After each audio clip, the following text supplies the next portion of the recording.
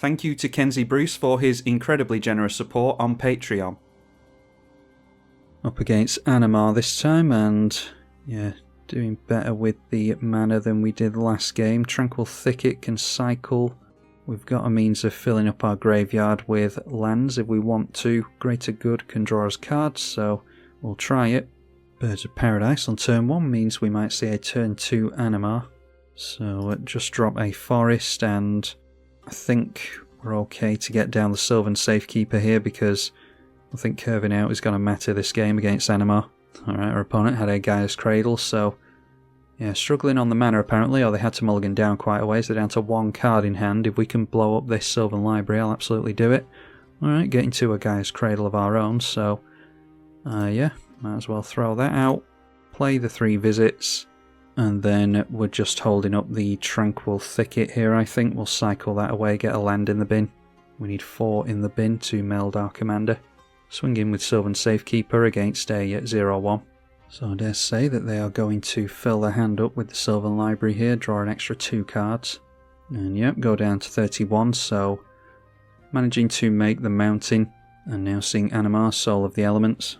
And then as you would expect, there is a 1-drop, thought it might be a 2-drop, but just a 1-mana Spore Frog, a plus counter on the Animar.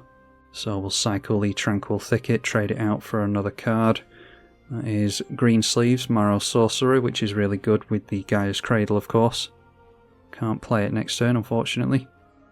So we'll set up with the Greater Good, most likely. Okay, a Rex Sage onto the Sylvan Library is good. So throw out a Forest and go for the Reclamation Sage. And hopefully that'll really slow down our opponent. Jade Light Ranger. When it enters the battlefield, it explores, then explores again. 2 cards entering the reveal zone with that. We have Boseiju revealed to us, and Shielding Plaques as well. Then seeing a Rampant Rejuvenator. When it enters the battlefield, put 2 plus counters on it. When it dies, search for X basic lands, where X is its power. So Animar now a 4-4. Not going to worry about blocking for commander damage just yet. Alright, Boseiju goes on to the Gaia's Cradle. So I might as well sack that and give the Sylvan Safekeeping Shroud. Although, does that counter the Boseiju here? Oh yeah, it does. That was the wrong play. Should have allowed myself to search for a basic there. That puts us a turn behind on lands. Just take the hit from the Animar, although, yeah, we'll take the hit from the Animar, wait until it's massive. We might need the Rex Sage as a chump blocker. Okay, got another sack outlet in the Zuran Orb, so yeah, could have got down the Green Sleeves here, which might have been the play, but instead it'll have to be the Titania. I mean, we can't meld it yet anyway because we don't have the land that we need, but get down our commander regardless. Might as well throw out the Zuran Orb as well in case we lose the Sylvan Safekeeper. Already saw the Shielding Plaques, so that goes on to the Animar and effectively gives it hexproof. Cantrips as well. And then the Ozolith into play to pile on those plus counters. Going to E9 points of damage here and go up to, that will be 8 points of commander damage. Our opponent's in top deck mode at least. Okay, a World Breaker, so hopefully we can actually get into the mana for that at some point. Need a few things to go right for that to happen though. Green Sleeves Marrow Sorcerer being sacrificed by the Greater Good might have to happen over the next few turns, so we'll get the Marrow Sorcerer down. Should have had it down last turn really. We could get into some fast mana and get down the World Breaker, but obviously not going to hold out much hope for that. So we'll swing in with Titania for some commander damage. Our opponent just top decks a land, so I'm going to swing in with a bunch of stuff again, I dare say. Yeah, just going to continue to take the damage here, I think. Alright, we get into another land, so that puts us on, should be, enough mana for the World Breaker. Unfortunately, I goofed up on that, because we could have got into a basic off this, of course. So drop the Forest, make a Badger token. We'll be able to chump the Animar with that all day now. So maybe sacrificing the Green Sleeves isn't the best idea. We'll get down the Greater Good anyway. So let's continue to trade blows with our opponent. We'll go in with the Green Sleeves and our commander, and probably take another draw. If the draw's no good next turn, then we'll sacrifice the Green Sleeves to the Greater Good. They chump the 6 damage, get rid of a Birds of Paradise, hope that they don't draw into something really good here. Our opponent just dropped a land there, I think, because they're empty-handed again, so swinging in with the Animar, we will chump with the Badger and take the 5 damage, I think. We do stand to gain some life from the Zerent Orb if we can actually get towards melding our commander. Alright, a Strip Mine for us, so could hurt their mana with the Gaia's Cradle. I think making another Badger is fine, and blowing up the Ozolith so that we can actually block these things might be a good idea. So throw out the World Breaker, we'll get rid of the Ozolith, and then that makes it more difficult for the Animar to swing in as well, so we will turn in sideways with the 2 same creatures again, deciding to take the damage this time. Go down to 9 commander damage and 15 life. Okay, 1 card off the top, and they actually got into something with the Gaia's Cradle by the looks of it. That is a Somberwald Beastmaster. When it enters the battlefield, you get a bunch of creatures, and your tokens have Death Touch. Thankfully, their tokens do have Summoning Sickness. They didn't have any in play already, deciding not to swing in for obvious reasons. So we'll test our top deck here, but I can't see it being all that relevant, so a Dryad of the Elysian Grove, not too bothered about. We'll sacrifice the green sleeves, draw 7, discard 3. Alright, and that's just a bunch of lands. A Genesis Wave isn't great without the Gaia's Cradle, so let's discard some forests and the Dryad. And we gain 2 life from the Titania thanks to a land going in the bin. Play the Tireless Tracker, and throw out a forest so that we can investigate. Might need the clue tokens over the course of the game. Just praying that this Animar doesn't get unblockable. Still only at 12 commander though. So then we'll go for the Cultivate after that. Continue to make lands. We do have enough lands in the bin for the Argoth to come into play and meld with our commander. That will be during the upkeep only though. So 1 land into play tapped, 1 into our hand. We're just setting up the Genesis Wave almost as well. So let's go for tap down the Strip Mine. I was going to blow up the Gaia's Cradle, but I don't think it's going to be too relevant now that they've got 4+ counters on Animar. Probably be able to play whatever they draw into at this point. So yeah, we will pass the turn at that. Alright, an Avenger of Zendikar. Yeah, they could easily have cast that without the Gaia's Cradle, so not too worried about it. Gonna have to really pray for the Genesis Wave to be decent here, because all the tokens that they make are gonna have Death Touch. They are gonna need to make a land to make these relevant though, and I'm sure they almost don't want to top deck into a land. Alright, so let's see here. We go through to the blocking phase. Don't mind losing the World Breaker to get rid of a 4/4 Death Toucher. The 2 beasts, or the beast and the Badger there, can trade. We'll get rid of the 3/2, so those 2 will trade. Titania can get rid of this thing and they can do some ramping, which probably not a good idea with the Avenger actually, so pull that back. Maybe instead get rid of that Death Toucher. Titania gets rid of the Jade Light Ranger instead.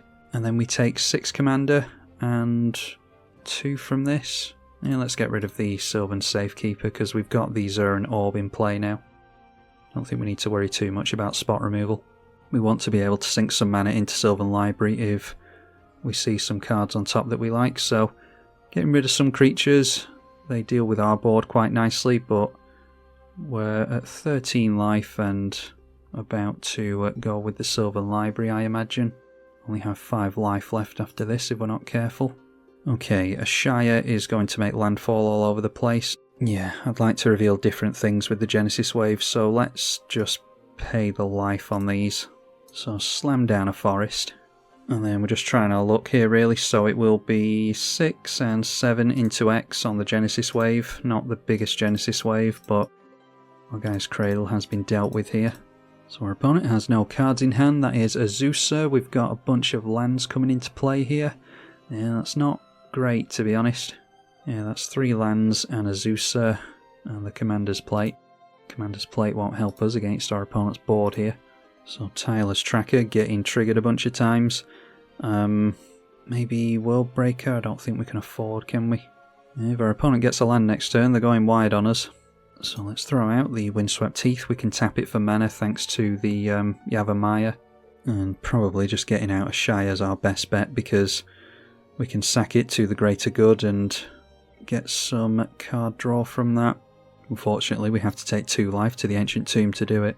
So I'll throw out the 14/14, and once again we're keeping our fingers crossed. Of course, they get into a land with the Avenger of Zendikar, so we'll have to work out combat here, because we're going to have to sack some lands to the Zuran Orb in order to keep ourselves in it. There's no way that we can actually sacrifice creatures here, because they are lands at the moment thanks to the Ashaya, and we can block and sack the Ashaya to the greater good as well. Okay, so swinging in at us with 5 Death Touchers and the Rampant Rejuvenator as well, so we can block that with the Azusa so that we don't kill it and trigger landfall a bunch of times on the Azusa, on the Avenger of Zendikar even.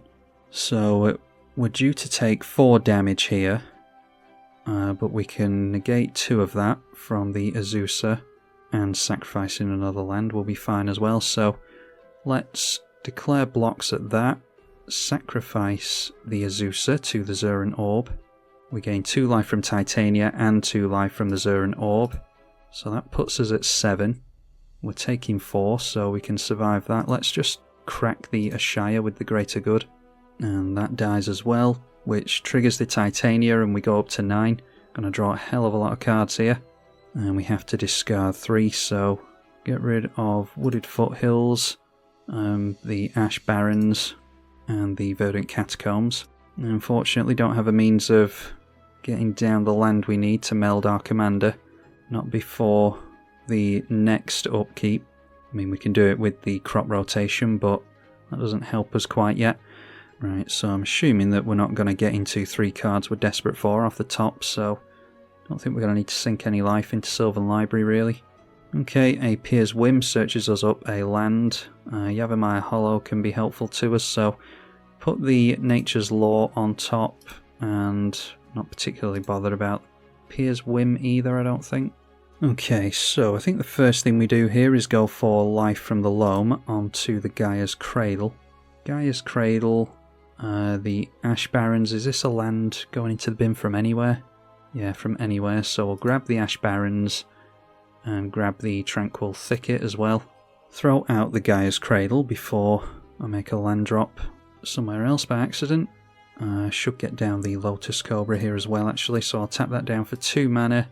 And then let's go for a Green Sun Zenith for the Titania, the other new Titania, because we can start making tokens here. The Titania Nature's Force is what I'm after. Then crack the Windswept Teeth for a forest. We lose a life and then gain 2 from Titania on the fetches. Only got about 7 forests left, is it? 6 forests.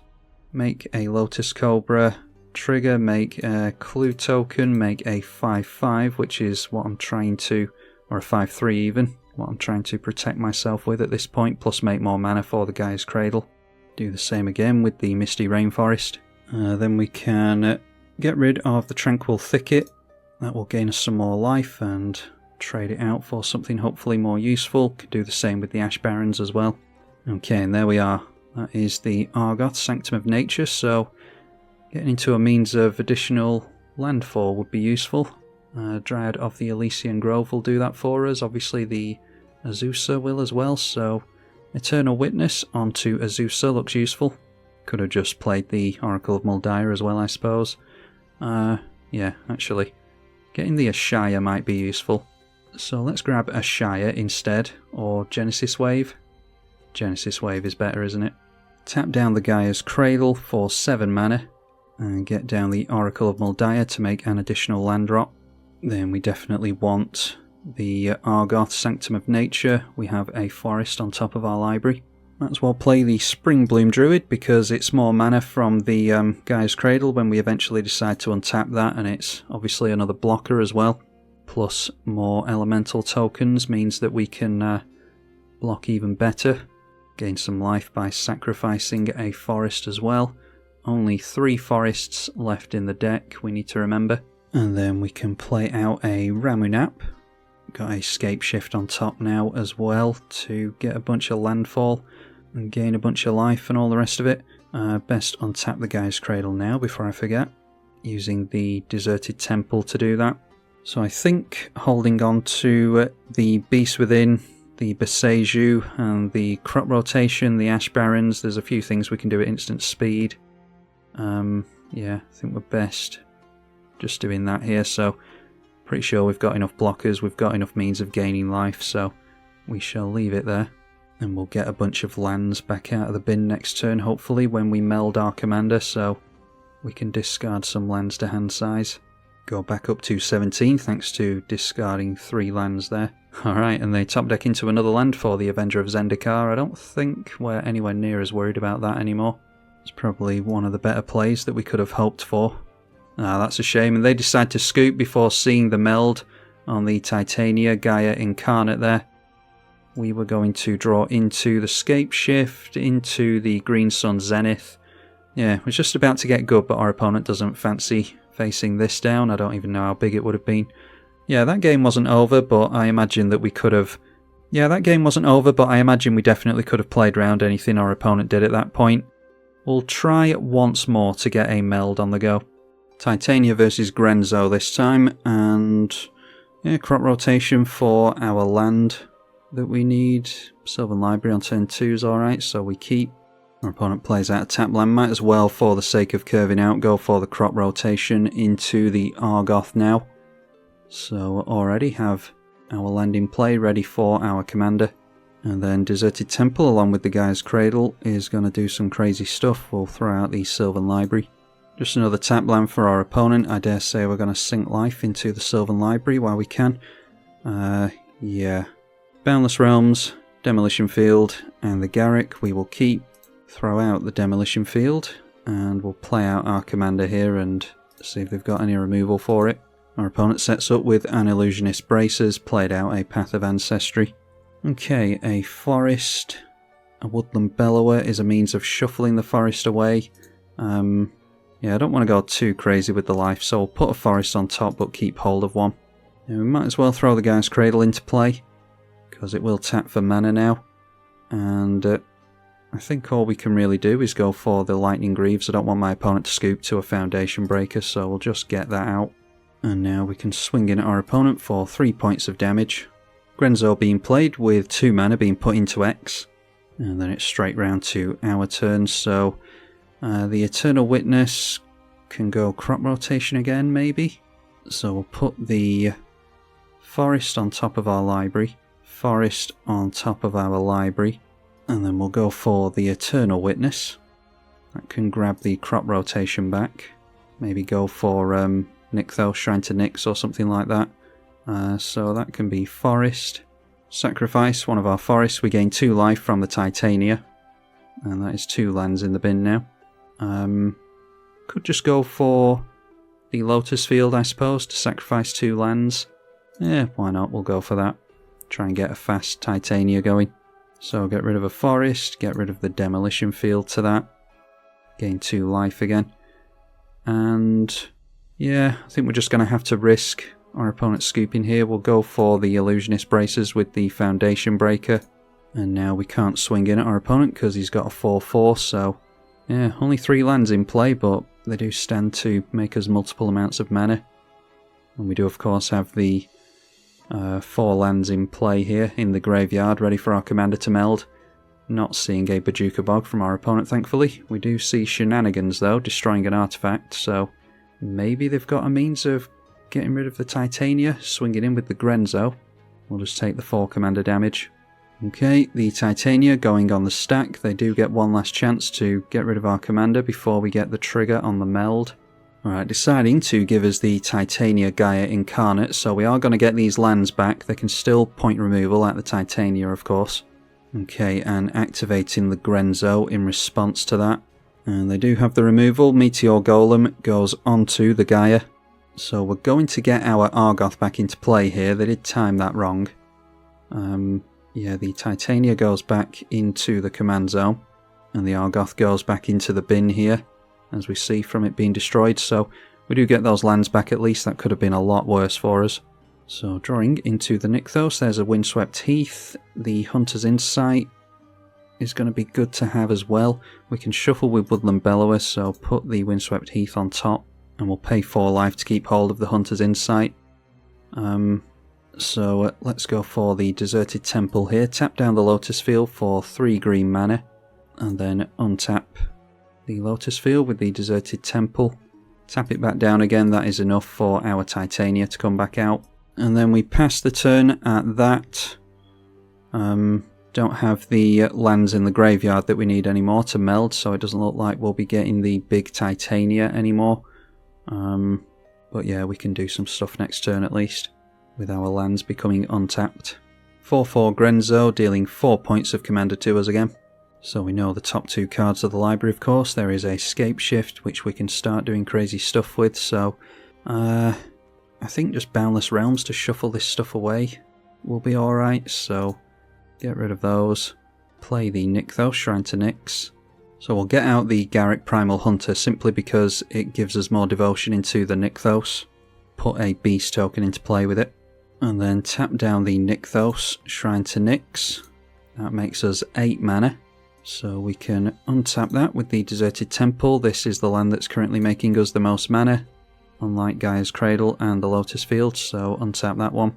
So now we can go for the Boundless Realms. That will give us some sack fodder for the Scapeshift. Grab 9 basics with this. Alright, and then tap down the Gaia's Cradle into the Nykthos. We'll make a bunch of mana again, which means we can now go Scapeshift.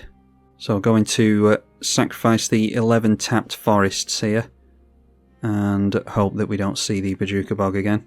We're just hoping to get those lands straight back out of the graveyard again next turn, so just grab some non-basic stuff here because we want to trigger Field of the Dead a bunch of times. So there we go, we gain 2 life from the Titania, make some Field of the Dead tokens, and then let's just hold on to the Woodland Bellower for now. The stuff that we could have grabbed into the Scapeshift that would have cared about lands being sacrificed or landfall, stuff like that, but I'm just worried about a board wipe here, so yeah, we won't play into that. Not going to swing in so that they can get the Meteor Golem back. We'll pass the turn. They've got 3 cards in hand, might be able to do something at the end of the turn here. Can activate their commander 3 times in total. Okay, they get themselves a Pawn of Ulamog, and a Goblin Crater Maker, and a Beetleback Chief. Valakut Awakening now, and still with 3 cards in hand, they can put the 3 cards into the library, or on the bottom of the library, and then draw that many, so obviously this pulling double duty in a Grenzo deck. They could put something really good on the bottom of the library, ready to cheat it out. And we see a Temple of Malice, which is scry, so again they can put something good on the bottom. They can only activate their commander once here though. And then we see Desecrated Tomb from our opponents, so tapping out completely. Whenever 1 or more creatures leaves your graveyard, create a bat token. The creatures from Grenzo do hit the graveyard before coming back into play. And once again we see Titania, and that now melds into a 17/17 with Vigilance, Reach, Trample and Haste. And we are going to get all these lands back here, not making any landfall fortunately for our opponent. This will buff our commander quite nicely though. Of course we do make landfall from the Field of the Dead. So now we've got Rootpath Purifier, Rishkar's Expertise and Sylvan Safekeeper on top. Yeah, don't think we're about to draw a hell of a lot of cards, so there's no point taking any life here. So tap down the Gaia's Cradle, which will now tap for 25 mana, play Rishkar's Expertise. Our commander is now a 28/28, so we're about to draw 28 cards and get a free spell. And I'm hoping that we can get into the equipment that we need here. Nope, not seeing it there. So in that case, we'll just throw out the Nissa who shakes the world for free. That will double up our forests, all of which our lands are forests thanks to the Avamaya. So we'll minus down the Garruk and try again to get into that equipment we need. Okay, and that puts us at 3 cards in our library now, so we don't have it there, we're very unlucky. There it is, the Commander's Plate. Equip that to our commander, and for the fun of it we might as well go for Return of the Wild Speaker. Non-human creatures we control get +3/+3. Play Heroic Intervention. Okay, my opponent's being very patient here, so we won't waste any more of his time. Swing in at our opponent, we've got a bunch of 5/5 indestructible hexproof zombies, and our commander has protection from his colours and is a 34/34. Our opponent being a good sport and deciding to play it out. And there we go, take our opponent down to -27. It's noteworthy that Magic Online doesn't see this as a commander. When it's melded, Titania Gaea Incarnate doesn't count as your commander apparently. I thought that melded commanders still did count as your commander and should therefore deal commander damage, but they don't on Magic Online. Maybe I'm wrong about that, maybe they are no longer your commander. But either way, managing to deal lethal damage to my opponent, big thank you to him for playing that one out. If you want to see more from Titania, Voice of Gaia, then be sure to let me know in the comments section and leave a thumbs up for YouTube's algorithms. Massive thank you to the patrons as ever. I'm tribalkai. Thank you for watching.